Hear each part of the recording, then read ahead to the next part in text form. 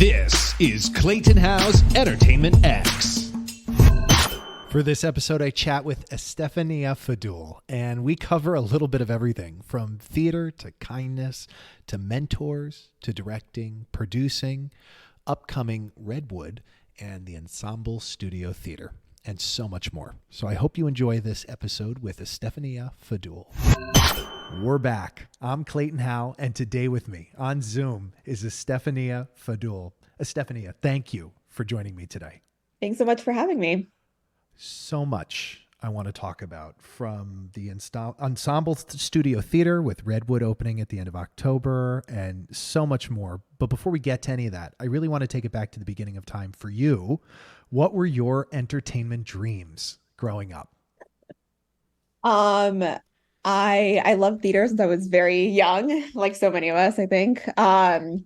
Oh yeah. And yeah, I mean, I think even from the time I was pretty little, was just kind of fascinated by, I think, the magic of theater. I remember seeing a production of Peter Pan in Colombia, which is where I was born. I must have been like 4 or something, and just really falling in love with it. And yeah, growing up, we moved to New Hampshire when I was 5. And I think, going back to visit family in Colombia every year, I'd always kind of put on plays with cousins and family members. And I think I started off, like so many of us, wanting to act, and then found my way to more of the kind of behind the scenes roles, and really realized I loved directing by the end of high school. And that kind of shaped my trajectory in college. And then, was there a particular show or defining moment for you when you were like, yes, this is what I want to do? Oh, that's such a good question. There probably was, and I can't even remember it. But I do think like so much of, growing up, I loved going to see theater, but I also really loved the circus would come to my hometown every summer. And I always really just was kind of in awe of the spectacle of it. And I just remember that kind of joy, or that feeling that I would feel at the circus, is something that I think also really kind of drove me. Also, growing up, what did your parents teach you about kindness? Oh, I mean, I think it was so intrinsic to the way that they think about things and kind of move through the world. And I think that, I think from an early age, the idea of kind of leading with kindness and compassion, and trying to see other people's points of view on things and not making assumptions, I think was something that they really instilled in me. Not that I'm good at that all the time, but I think was definitely the a driving force that they led with. It's definitely a practice, but it makes life a heck of a lot easier when you can step out of someone's reaction as opposed to a response and be like, maybe that has nothing to do with me. Yeah, absolutely. Yeah, it takes practice for sure to remember that a lot of the time. But I think that, yeah, there's so many times too when we realize that about ourselves, right? Like our reactions to something are not necessarily related to the other person, more about what's going on with us. Yeah, right. Like the lady doth protest too much, something like that. I'm curious, similar question, but in regards to work ethic, what did your parents teach you about work ethic? I think that, both of them, I think, have very strong work ethics. And that was always, even just with school, that was something that was instilled with me pretty early on, in terms of just, I would say maybe like rigor around schoolwork, and different commitments or activities, or things like that. Just kind of keeping that follow through and taking initiative, and I think just trying to make the most of experiences or situations. But yeah, I think that was definitely a big thing for them growing up. Do you have any mentors? And are there any standout lessons that come to mind? Yeah, I feel like I have so many mentors and I'm very appreciative and grateful for all of them. I think that, there's people I would think of even from, middle school, certain teachers that I think really both inspired me, but also just had a belief in me that I think really helped me decide to pursue certain things. Um, and so even though they weren't mentors in the traditional sense, I think they absolutely were part of forming me and also just encouraging me to pursue things that I wanted to pursue. And then I think kind of more in the professional realm, I was very lucky to assist many different directors. I think I assisted 7 or 8 directors earlier in my career, and I think all of them were so different in their styles, both on a personal level and in terms of how they work the room.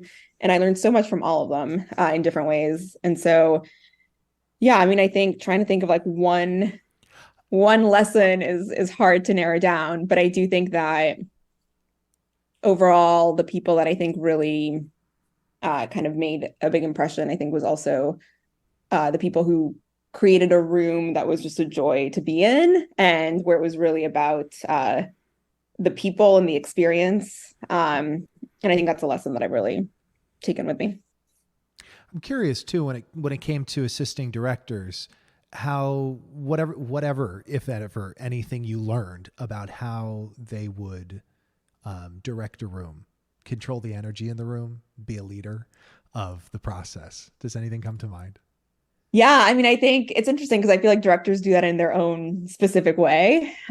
We'll get to you. So, yeah, I mean, there's no kind of one way that everyone did it, but I think what was interesting was realizing that actually that like everyone had their own way of going about that, and I think for some people, in terms of how they created collaboration in the room, I think everyone had their own kind of like container for how they created that space. And I think, for some people it meant saying kind of yes to every single idea that popped into the space. And for some people it meant just the way they approach staging a scene, and having that come kind of first from the actors. So I think, yeah, just very different ways I think that people do that. And I think the big takeaway for me was that there is no kind of one way of doing it. Yeah. Yeah. I'm particularly curious about, and we can break this down to like producing and directing Mhm. separately, but I'm particularly curious about your journey to, we'll start with directing. What was that thought process or defining moment where you had decided this is definitely, a shift or a place I want to focus my energy on? Yeah, I mean, I think as I mentioned, from the time I was pretty young, I would put on plays with friends and family members. And I would say in that, in a, very low-key amateur way, I was both directing and producing those. Mm. Yeah. And which is interesting because I think that is actually very tied to my career in a way where I've done a lot of self-producing. And so while the two are separate in so many ways, I also think they've also been linked for me in many ways. Mm. Um, I think that by the time I got to high school and I knew I wanted to direct something, and I started a student run theater company at my high school my senior year, in which I directed a play. And I think that was maybe I was also self-producing it. And, like going around All the connected. dollar stores to, find props and things like that. Um, Sure. and we were rehearsing in my basement, things like that. Uh, Love it. and I think that was just such a fruitful experience and really, I really love just having kind of an eye on the overall picture of things. And then when I got to college and knew that I was very interested in directing, but I think still kind of figuring things out, um, the program that I went to was more of like a general theater making major. Um, and so a lot of it was very focused on the kind of conceptual part of directing. And I think that also just allowed me to approach it in a slightly different way. And by the time I left college, I definitely knew that was what I wanted to focus on. Mm. But again, like even in college and then also post college, a lot of it was also tied to self-producing, either with student groups on campus, or post college, in wanting to, find more opportunities to direct the work that I was more interested in, co-founding a theater company with some friends from college, like so many of us have done in the early years. And yeah, and I think like even to this, to this day, I still self-produce some projects that I'm super passionate about that maybe aren't quite a fit for a more traditional theater company to take on. Um, so yeah, I think I've always felt like I was a pretty split, like left brain, right brain kind of person. So the two have often been hand in hand for me. Yeah, it's quite a balance Mhm. with business and creativity Yes. to, Yes.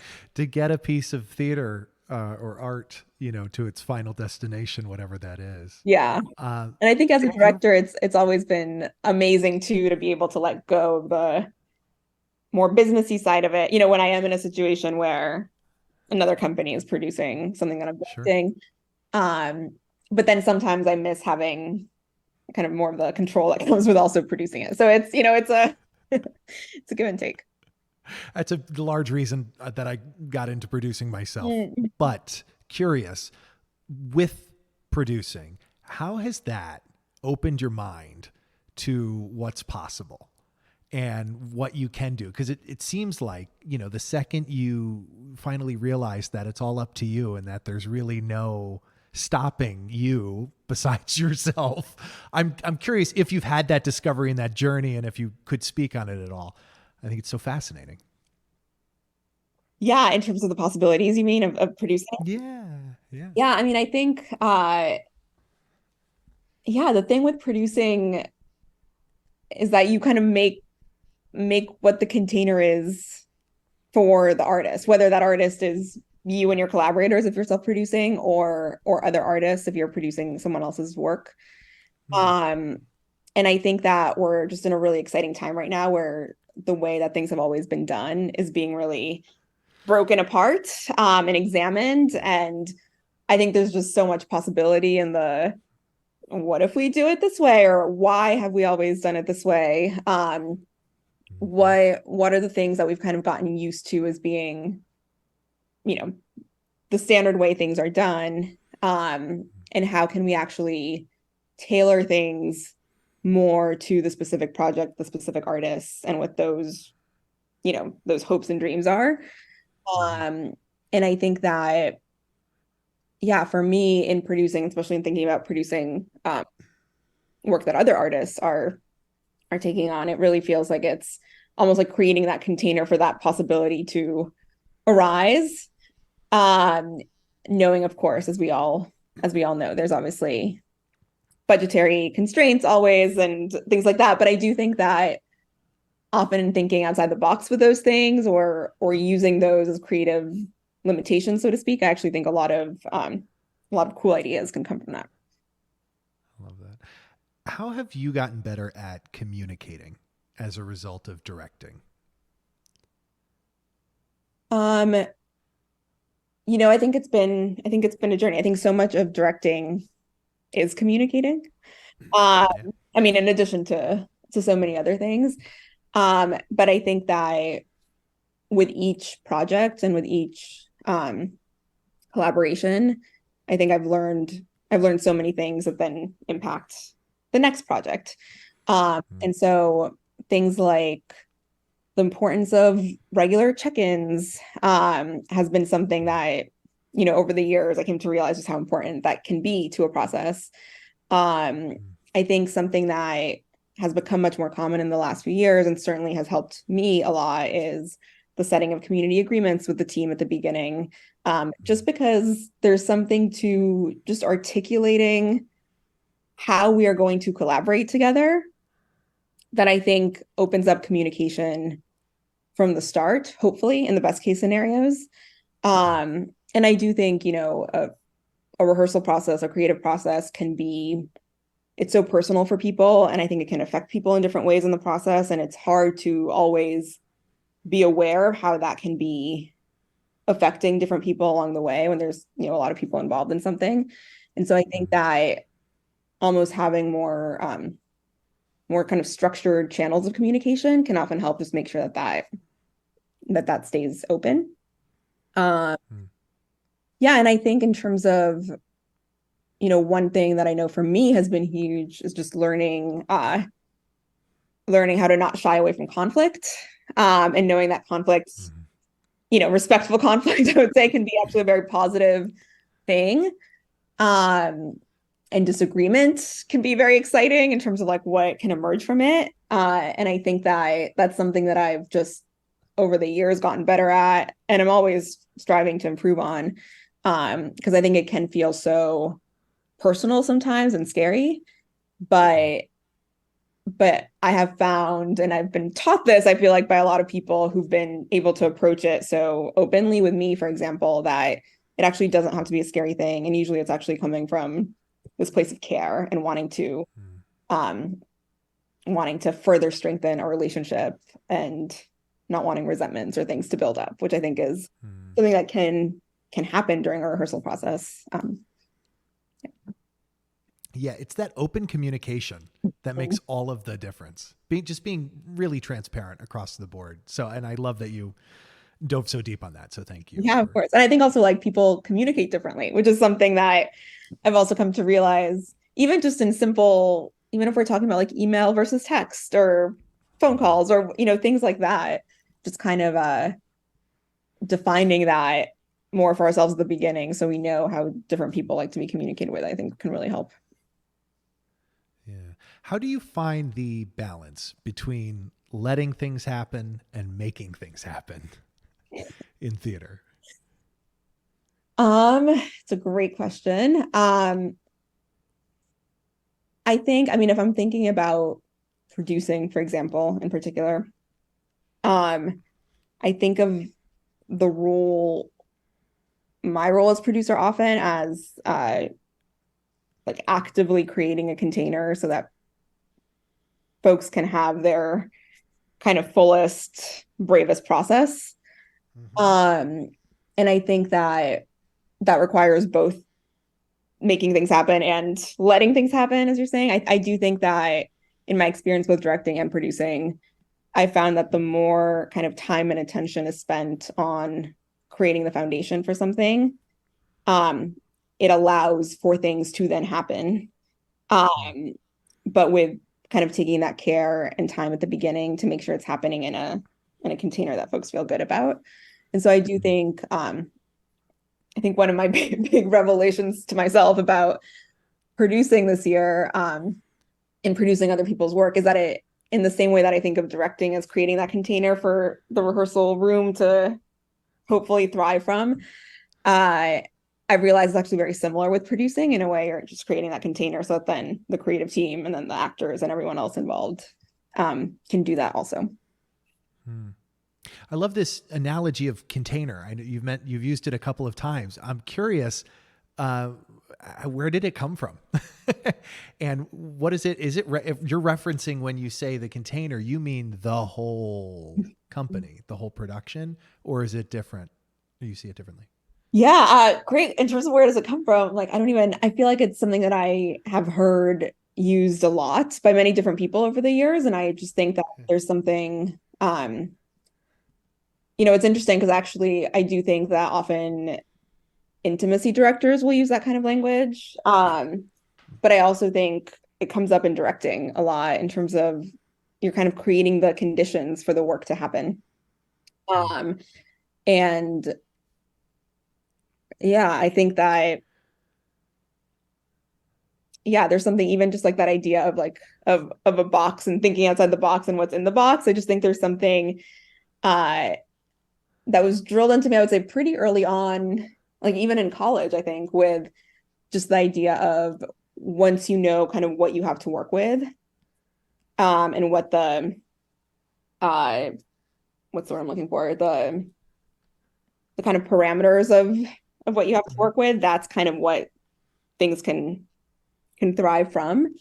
And so I think that analogy of a container is just very present for me in that way because I think we're kind of creating what that box is to play in, that sandbox. Is there that? I mean, that makes complete and total sense to me. So you can address that. Is there a particular project that has taught you the most about yourself?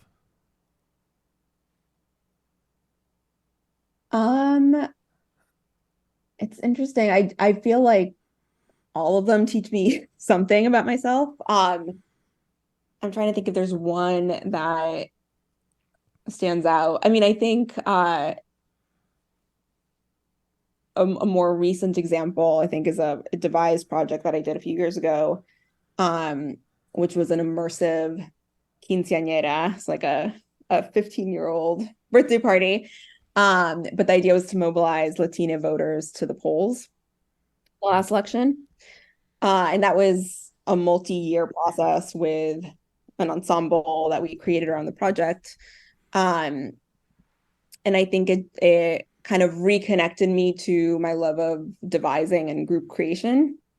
And I think it taught me a lot of things along the way, just because you're involved in so many different ways. We were self-producing it, but we were also creating it together. And there was also a huge part of it was the community engagement that was so integral to the piece.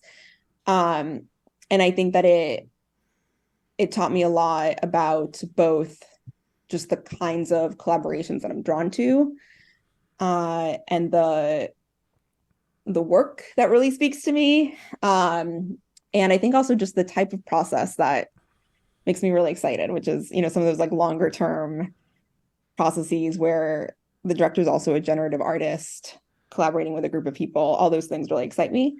And so I think I learned a lot about myself both. I grew a lot, I think, on a personal level and on a creative level with that project. I love that. I love that. And I love that we're having this conversation too, because my brain has been so much in commercial theater deadlines. It is so nice to have a conversation about creating art for like art's sake, and not having all of these arbitrary business deadlines on it, where you can actually be a part of the creation, like you said, the director really getting in the sandbox, I guess, with the performers Yeah. and the piece itself. Yeah, it's interesting because I think it is rare to be able to have some of those processes within like the structure of US theater. Mm-hmm. And obviously that goes back to funding models and lack of funding and so many different things. But I think just with that one in particular, I think that because it was a self-driven project and it was also self-driven by like the full ensemble. And on top of that, we kind of landed in 2020 when we were gearing up to really, to really like kick up production a notch, I would say. I think one of the things that we've often reflected back on is that the reason we were able to do it the way that we did it was because we found ourselves on unemployment in 2020, having the time and space and also just the money that was coming in from unemployment for the ensemble to be able to take this time with it, which is something that I'm very conscious that like that's not always, those circumstances are obviously not always in play for projects like that. Yeah, I mean, but it's also nice to take advantage of that and to have that moment too, which is, special all in of itself. I'm curious, through time to date, how has your taste evolved in the work you participate in, or the people you work with? I think that, I don't know that it's evolved in huge ways. But I think that it's only just kind of reiterated, or I would say like the things that excite me about theater, I think have only gotten stronger, which I'm just always very excited by theater that feels this is just a really obvious way of putting it, but like super theatrical. So like theater that like we're in space with. I love work that involves music or that involves movement or ensemble work. And things that just feel like we're experiencing them together with an audience in that space, in that moment. And you could say that about so many different types of theater. But I do think I've always, as I mentioned earlier, there's something about the kind of awe and wonder of spectacle that has always been very exciting to me about theater, that feels specific to theater as opposed to maybe other forms of storytelling. Mm-hmm. Um, and I just think there's something about when you can tell that a piece has been really shaped by a group of people in the rehearsal room, and you can kind of see the rigor that went into it. That always feels very exciting to me. Um, and yeah, and I think, personally, I feel like theater is always political, whether it's overtly political or more subtly political. Mm. And so I think just finding, to me, I'm always just drawn to work, I think that feels like it's really speaking to the community it's in at the moment, whatever that may be. Love that. Do you have any changes that you've made maybe since the pandemic that have increased positivity and decreased negativity in your life? I think that, you know, with the pandemic, and I think as I was mentioning with this project that we were doing in the middle of the pandemic, um, I would say one thing is really trying to just focus on the projects that bring me that kind of joy in the creation of them, and also just feel very, um, I guess, urgent to me. Mm-hmm. I think like recently started going to rowing classes. Great. That's been fun and a new thing. Um, yeah, I don't know. I feel like I've tried certain things over the last few years, and it's things that have kind of maybe I've done for a little while, and then uh as things have changed either in my schedule or in my work, haven't always kept them up, but Yeah, I noticed personally getting rid of the time on my phone has done wonders Mm, for my happiness. yes, yes. It's like less is more. The more you subtract from life, the happier Oh my God. generally I So find true. So true. Yes. myself to be. I'm so glad that we got to do this and take the time. I just have a few more before we wrap up today. Curious, do you have a most gifted book or favorite books? Do any come to mind in this moment? I would say one of my favorite books is A Hundred Years of Solitude, by Gabriel Garcia Marquez, who was my fellow Colombian.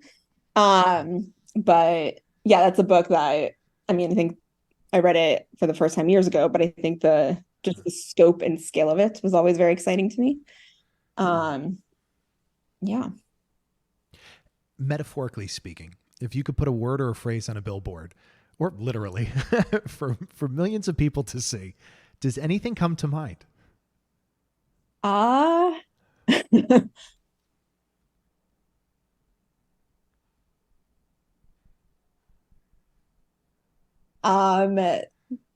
this is terrible, but like you are alive. I don't know. I just think there's something about like Yeah. that remembering that we are alive in this moment, and that I think sometimes with all the stuff day to day, just taking that time to be fully present, I think is a reminder that I would appreciate personally.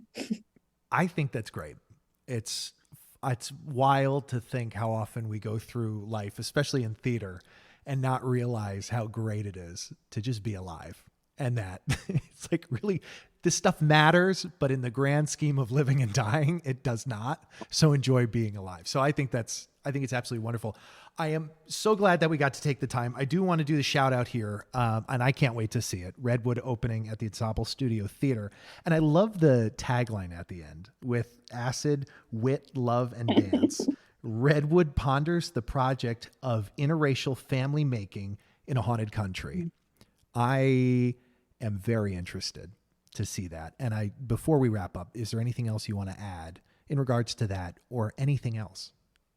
Think just to say that we are really hoping that people come see Redwood. It is a beautiful, beautiful play, and Brittany is writing about really deep, meaningful topics to our country today, but with so much humor and comedy and joy. And I think that mix of things is what makes this play really special.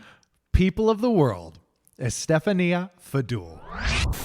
You've been listening to Entertainment X, the podcast. You can follow Entertainment X on Instagram at _EntertainmentX_. If you haven't yet, go to Apple Podcasts and subscribe, rate, and review this podcast. Join Clay next week for another curiosity conversation on Entertainment X. Thank you for listening.